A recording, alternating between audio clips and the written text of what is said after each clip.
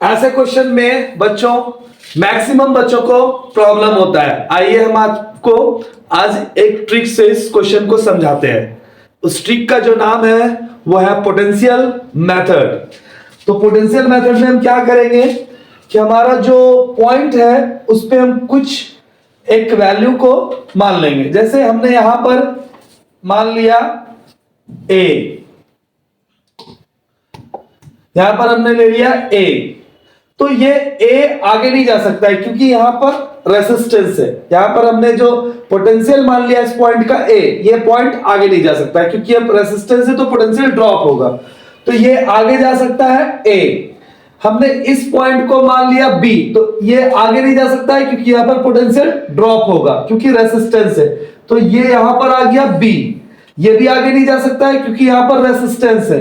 अब हम इस पॉइंट को अपना मान ले रहे हैं भाई सी, तो ये सी, तो बच्चों ये भी सी, ये आगे नहीं जा सकता है क्योंकि पोटेंशियल ड्रॉप होगा, और ये पीछे भी नहीं जा सकता है क्योंकि पोटेंशियल ड्रॉप होगा। अब हमारा इस पॉइंट को हमने मान लिया डी और ये मान लिया हमने डी। अब हमारा चारों resistance A B C D के बीच आ गया। कुछ इस प्रकार से हम लिख देंगे इसको ए बी और ये सी और ये डी। बच्चों पहला रेसिस्टेंस ए और सी के बीच है कितने ओम का? 2 ओम का है, ये 2 ओम्स हो गया। दूसरा रेसिस्टेंस ए और डी के बीच है भाई, ए और डी के बीच है कितने ओम का? 4 ओम का है। तीसरा रेसिस्टेंस हमारा बी और डी के बीच है, बी और डी के बीच है कितने ओम का? 8 ओम्स का है।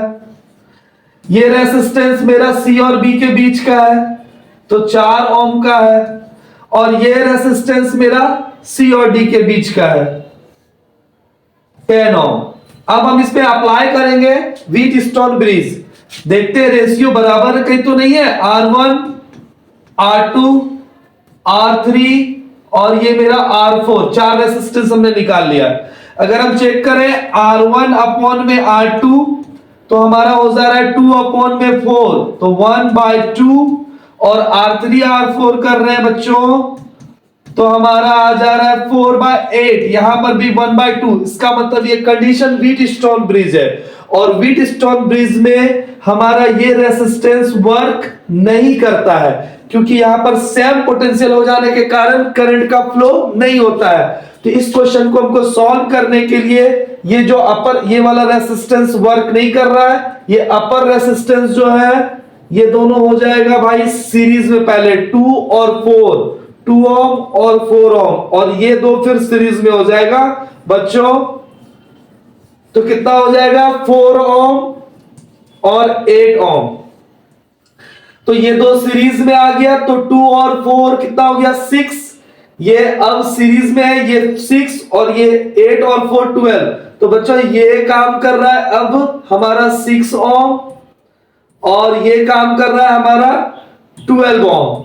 अब हम इसको पैरेलल निकाल सकते हैं, तो 1/RP is equal to 1/6 plus 1/12। तो एलसीएम हम ले लेंगे 12 और 6 का 12, 6 2 12 और 1, तो 1/RP जो 3/12 हो जाएगा इज इक्वल टू 1/4। इसका मतलब है हमारा इक्विवेलेंट रेसिस्टेंस इस पूरे सर्किट का कितना है भाई?